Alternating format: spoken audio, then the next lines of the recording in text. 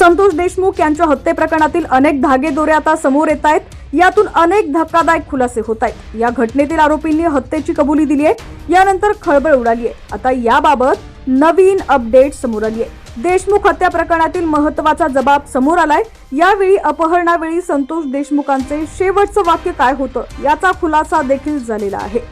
बातमी सविस्तर पाहूया. त्याआधी तुम्ही HPN मराठी न्यूज चॅनल पहिल्यांदाच पाहत असाल आणि अजूनही चॅनलला सबस्क्राईब केलेलं नसेल तर नक्की सबस्क्राईब करा, जेणेकरून आमचे अपडेट्स लवकरात लवकर तुमच्यापर्यंत पोहोचतील. संतोष देशमुख यांच्या हत्ये प्रकरणातील अनेक मोठ्या बाबी समोर आलेल्या आहेत. यातील सर्वात मोठा खुलासा हाती लागलाय. संतोष देशमुखांचं अपहरण करण्यात आलं, त्याच वेळी त्यांची हत्या करण्यात आली आहे. याची चाहूल संतोष देशमुखांना लागली होती. संतोष देशमुखांच्या अपहरणावेळी त्यांच्यासोबत असलेल्या चालकाच्या जबाबातून ही माहिती समोर आली आहे.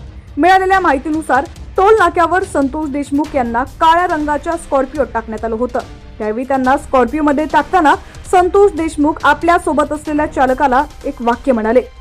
देशमुख चालकाला म्हणाले की लवकर पोलीस स्टेशनला जा, हे लोक मला जीवे मारणार आहेत, असं त्यांनी चालकाला सांगितलं. संतोष देशमुखांनी असं चालकाला सांगितल्यानंतर आरोपींनी लगेचच संतोष देशमुखांना घेऊन ती गाडी केजच्या दिशेने नेली. यामुळे अपहरण करण्यासाठी आलेले लोक आपल्याला जीवे मारणार असल्याचं संतोष देशमुख यांच्या लक्षात आलं होतं. त्यानंतर त्यांची हत्या करण्यात आली. एका जबाबातून हे समोर आलेलं आहे.